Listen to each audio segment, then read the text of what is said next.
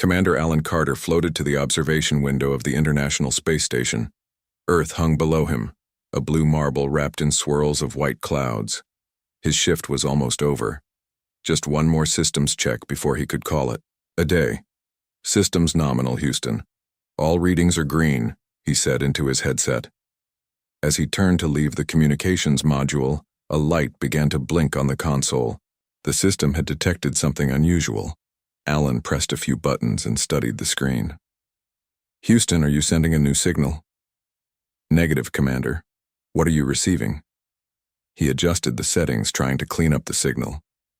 It's a pattern. Very regular.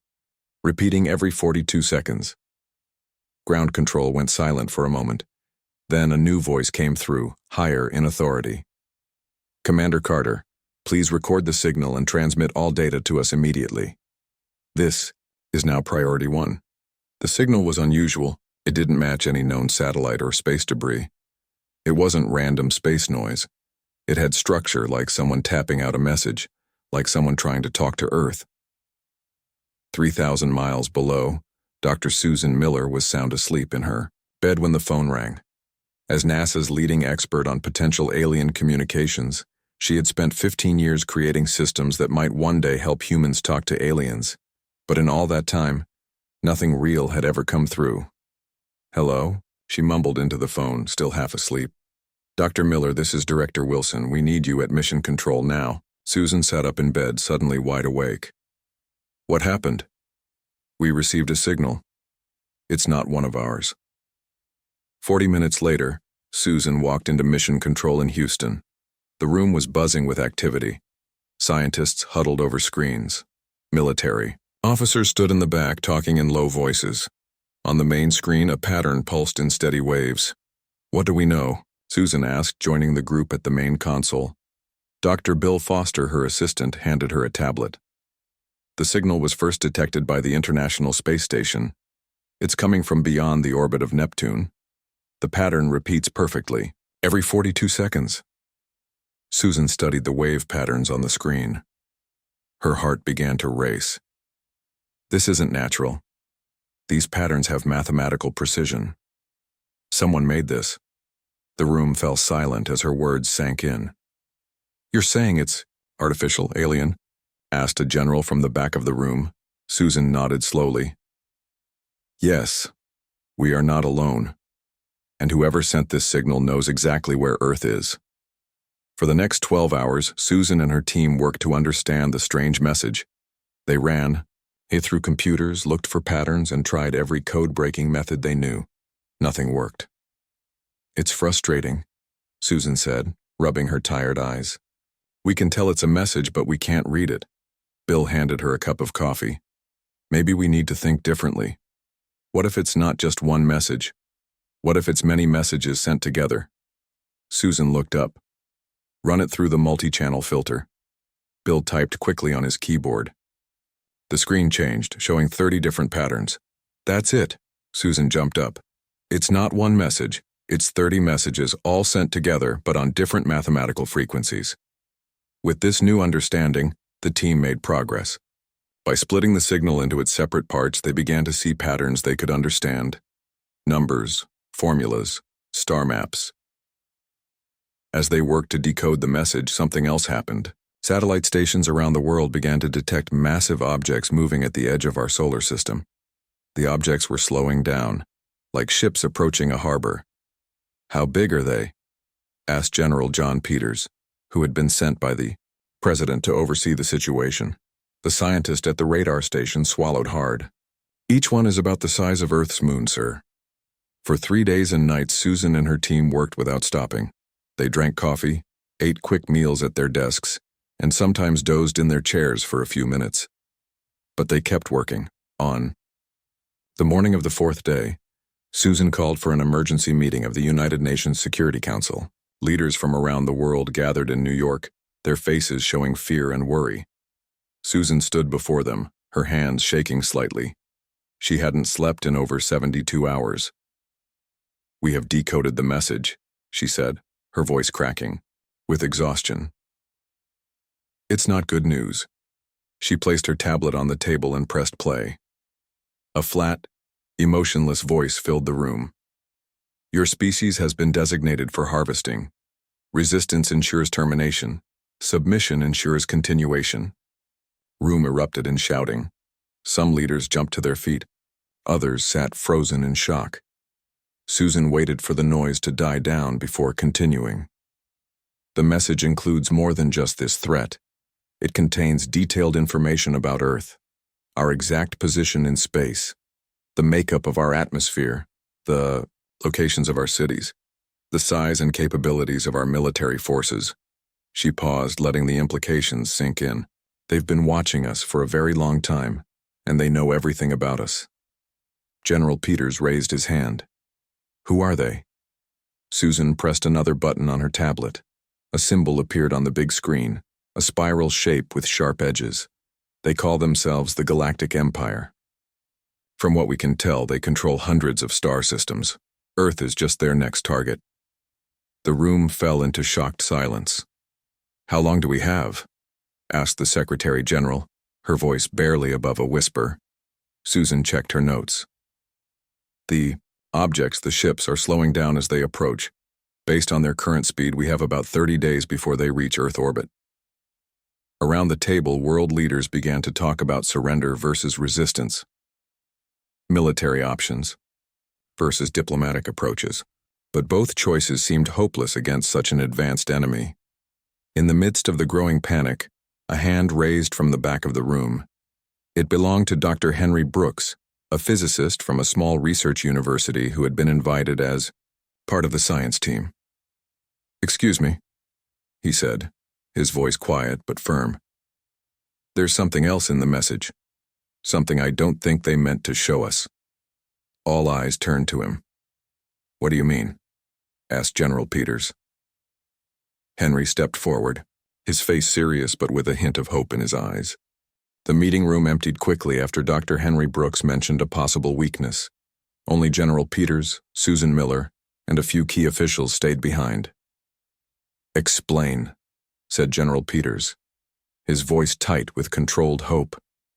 Henry pulled out his laptop and connected it to the room's main screen. "When we look at the alien message as a whole, it seems perfect. But when we break it into parts, I notice something strange." He pulled up a chart showing different wavelengths. "See this gap? There's a specific frequency they never use. Not once in any part of their message." Susan leaned forward. "Maybe they just don't need that frequency." Henry shook his head. "It's not that simple. Look here." He pointed to another chart. "They go out of their way to avoid it. They jump over it like someone avoiding a hole in the ground." General Peters frowned. "What does that mean for us?" "I don't know yet," Henry admitted, "but I want to find out. I need a team and a lab."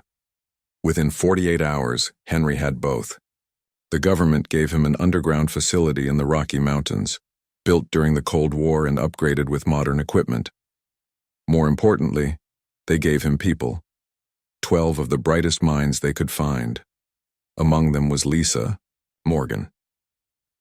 At 32, she was already one of the world's experts on quantum communications, though few people knew her name. She had spent years working alone on theories others thought impossible. "Dr. Morgan," Henry said, greeting her as she arrived at the lab. "Thank you for coming." Lisa looked around at the busy facility. "You didn't give me much choice. Men in black suits showed up at my apartment and told me the world needed me."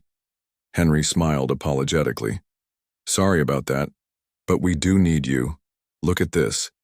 He showed her the data from the alien message. Lisa studied it carefully, her eyes widening as she understood what she was seeing. "These patterns, they're using quantum entanglement for communication. That's how they can talk across space instantly." Henry nodded. "Yes. And notice anything else?" Lisa pointed to the gap in the frequencies. "They're completely avoiding this range. Why would they do that?" "That's what we need to figure out." Outside the lab, the world was changing rapidly. News of the alien ships had leaked to the public, causing waves of panic. Some people fled to the countryside, others gathered in churches and temples. Many simply went to work, trying to pretend that life could go on normally. Military forces around the world prepared for a fight they knew they couldn't win. Missiles were readied, Fighter jets waited on runways. Ships sailed into defensive positions. But everyone knew the truth. Humanity's weapons would be useless against an enemy that could travel between stars. Inside the mountain lab, Henry's team worked day and night. They studied the alien message from every angle. They built models of the alien technology based on the clues in the transmission. They ran thousands of tests, trying to understand what made that one frequency so special. 2 weeks passed, and they were no closer to an answer. The alien ships had crossed the orbit of Jupiter and were still coming. Kevin Martinez was not supposed to be an important part of the team. At 19, he was the youngest person in the lab, a college intern who had been working at a nearby research center when the crisis began. His job was simple: run basic tests and keep the equipment running. Late one night, when most of the team had finally gone to sleep, Kevin was alone in the main lab. He was running routine spectrum analyses, basically checking if the mystery frequency affected different materials. He had tested metals, gases, water, and various chemicals. Nothing showed any special reaction. As he was cleaning up, he accidentally knocked over a cup of coffee. The hot liquid splashed onto his keyboard and onto the test chamber. Inside the chamber was a small piece of crystal they had been using for optical tests. Kevin cursed and quickly dabbed at the spilled coffee. When he looked up, he froze in surprise. The crystal in the test chamber was glowing and cracking. "That's weird," he muttered. He checked the equipment. The frequency generator was running, and it was set to the exact frequency the aliens avoided. Something about that frequency was making the crystal break down. Kevin grabbed his phone and called Dr. Brooks, who was sleeping in a small room nearby. "Dr. Brooks," Kevin shouted when Henry answered. "I think I found something in the harmonic patterns." 10 minutes later, the main lab was full again. Henry, Lisa, and several others crowded around the test chamber, watching as Kevin repeated his accidental discovery. "It's not the coffee," Henry said, his eyes bright with excitement. "It's the crystalline structure. This frequency causes a resonance effect that shatters it." Lisa's mind was racing. The alien message used quantum communication. That requires quantum crystals as receivers. And what if the aliens themselves have similar structures in their bodies? Henry asked. Maybe in their brains or nervous systems? The team spent the next 2 days testing their theory. They built simple devices using crystal receivers and exposed them to the special frequency. Every time the crystals shattered and the devices failed. "We need to show this to General Peters," Henry said. The next morning, they demonstrated their discovery to the general and a team of military scientists. They showed how the frequency destroyed crystalline structures and disrupted quantum communications. General Peters watched with a skeptical expression. "You're telling me that broadcasting a specific radio wave will what? Give them a headache?" "No," Lisa replied firmly. "Based on the data patterns, this frequency would be catastrophic to their neural networks and communication systems. It would be like a human trying to function inside a microwave oven running at full power." The general's eyes narrowed. "So we have a weapon, but we have no way to deliver it across the solar system before they arrive." That's when Henry revealed his most audacious plan. "We don't need to reach them. We just need to send them a warning, one they'll understand immediately." After Henry's team explained their plan, General Peters called an emergency meeting with world leaders. Representatives from every major nation gathered in a secure underground bunker in Switzerland. The room was tense as Henry and Lisa stood before them. "Let me understand this clearly," said the President of the United States. "You want to broadcast a message that will tell the aliens we know how to hurt them?" Henry nodded. "Yes, Madam President. We need to show them that we understand their weakness." "Isn't that dangerous?" asked the Chinese premier. "Won't they just attack us immediately?" Lisa stepped forward. "It's actually safer than doing nothing. Right now they see us as easy targets. We need to change that view." The debate lasted for hours. Some leaders wanted to try to talk with the aliens peacefully. Others wanted to fight even if it meant losing. A few even suggested surrendering, hoping the aliens would spare some humans.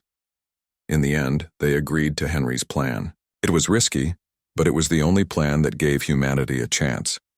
The next day, as the alien ships crossed the orbit of Mars, Earth appeared normal from space. Television shows still played. Radio stations still broadcast music. Airplanes still flew between cities. To the aliens watching, humans seemed unaware or unconcerned about the coming invasion. But behind this calm surface, every nation on Earth was working together in a way they never had before.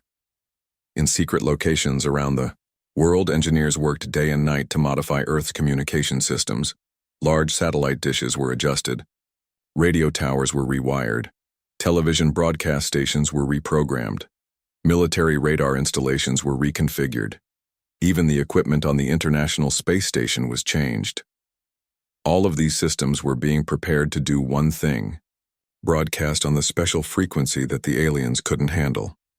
In a control center deep beneath the Rocky Mountains, Frank Nelson checked the final connections on his control panel.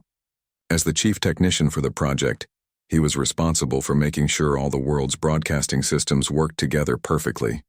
"All stations report ready, sir," Frank said, looking up at General Peters. The general checked his watch. The alien ships were now just 4 days away from Earth orbit. It was time. "Commence Operation Early Warning," he ordered. Frank pressed a series of buttons on his console. Around the world, thousands of broadcasting systems switched to the special frequency. But they weren't just sending out random noise, they were sending a very specific message. The transmission began with clear images of the alien ships, taken by Earth's telescopes.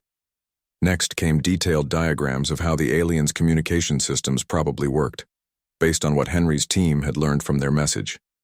Then the broadcast showed what happened when the special frequency hit those systems. It showed crystal structures shattering. It showed communication networks failing. It showed ships losing power and control. "They need to know this isn't a coincidence," Henry had explained during the planning.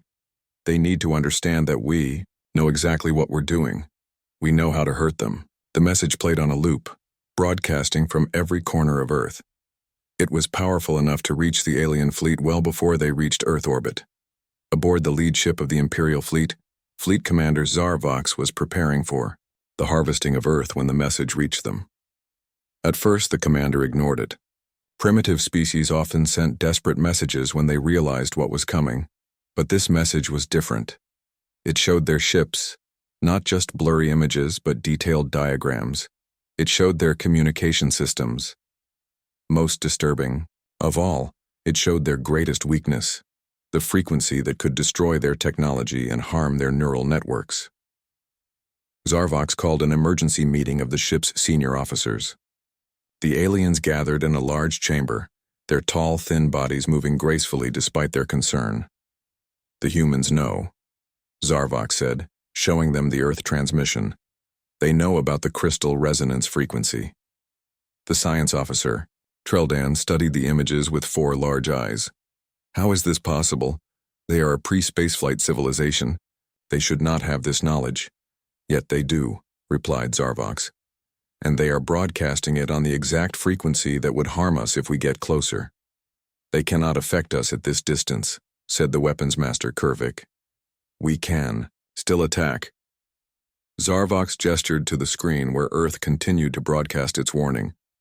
"They are not just showing that they can harm us. They are showing that they understand us. They decoded our message completely. They identified our technology. They found our weakness in mere days." The navigation officer, Zin Lar, spoke up. "In all my years serving the Empire, I have never seen a species do this. Usually they beg, or they fight with primitive weapons, or they try to hide. None have ever done what these humans are doing." Zarvox stared at the image of Earth on the screen.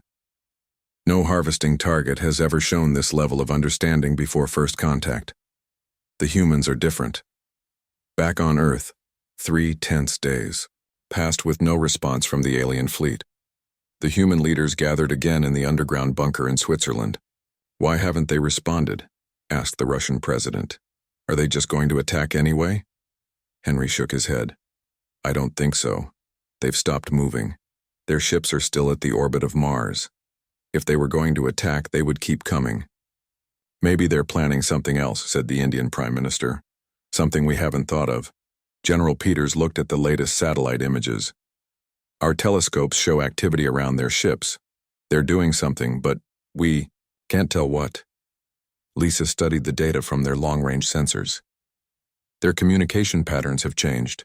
They're sending a lot of messages back toward wherever they came from. I think they're asking for instructions. From their leaders? Asked the Japanese Prime Minister. Probably. Lisa nodded. This might be the first time they've faced this situation. They don't know what to do. The Brazilian president leaned forward. So what do we do now? We keep broadcasting our message, Henry said firmly. We don't stop. We need to make sure they understand we're serious. So Earth continued to broadcast its warning. Day and night from every corner of the planet, the message went out to the alien ships. We know your weakness. We can hurt you. Think carefully before you attack us. On the morning of the fourth day, as people around the world waited in fear and hope, Earth received a new transmission from the alien fleet. This one carefully avoided the harmful frequency. Frank called General Peters immediately. Sir, they're responding. Within an hour, the world's leaders and top scientists were gathered again, watching as the alien message played on the main screen. The alien message appeared on screens around the world. Unlike their first transmission, this one had been translated into several human languages.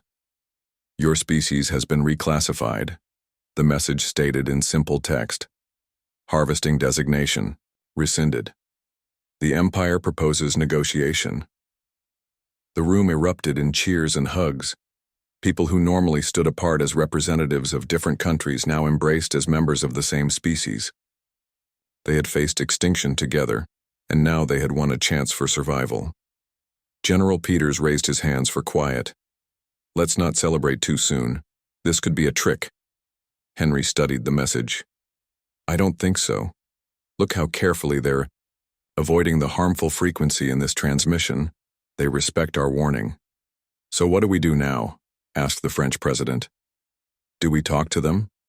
Yes, Susan Miller said firmly. We talk to them, but from a position of strength. Over the next few days, a careful exchange of messages took place between Earth and the alien fleet. The humans insisted that any meeting must happen on their terms. The aliens agreed, but only if humans stopped broadcasting on the harmful frequency. Compromise, suggested Lisa. We'll stop the continuous broadcast, but we'll make it clear we can start again at any moment. 6 months later, the first face-to-face meeting between humans and the Galactic Empire took place. The location was a specially built space station in Earth orbit. The humans had constructed it with help from the aliens, who provided advanced materials and technology as a show of good faith. The human delegation was led by Dr. Susan Miller, with Henry Brooks and Lisa Morgan as key advisors. General Peters and representatives from major world governments completed the team. As the human shuttle docked with the space station, Susan took a deep breath. Remember, we represent all of humanity today. We need to be strong, but fair. Space Station's main meeting room was a large circular chamber with windows looking down at Earth. The human delegation entered first and took their places at one side of a round table. Then a door on the opposite side opened and the aliens entered. They were tall and thin with forearms and smooth pale blue skin. Their heads were large with 4 big eyes that blinked independently of each other. They moved with surprising grace despite their unusual shape. One alien stepped forward. I am Ambassador Krell, it said through a translation device. I speak for the Galactic Empire. Susan stepped forward as well. I am Dr. Susan Miller. I speak for Earth and humanity. The 2 leaders sat down, and their teams joined them at the Erush table. For several hours they discussed the situation. The aliens explained more about the Empire and its practices. The humans described their concerns and demands. In 10,000 years of imperial expansion, Ambassador Krell said, no pre-spaceflight civilization has ever detected our weakness. Most species require centuries after achieving interstellar travel to discover what you found in mere days. Susan maintained a carefully neutral expression. Humanity has always been resourceful when threatened. Indeed, the ambassador replied. Our emperor has taken personal interest in your case. He proposes not subjugation, but alliance. The term surprised everyone. The Empire offered to recognize Earth as a sovereign world. Humans would not be harvested or controlled. Instead, they would join the Empire as a protected affiliate, keeping their independence but gaining access to galactic knowledge and technology. What do you get from this deal? General Peters asked bluntly. Ambassador Krell's 4 eyes blinked in sequence. Your perception, your problem-solving abilities, your unique way of seeing threats. You want us to find weaknesses in your enemies, Henry said, understanding immediately. Yes, Krell admitted. You found our vulnerability when you should not have been able to. This ability is valuable to us. The human delegation asked for time to discuss the offer privately.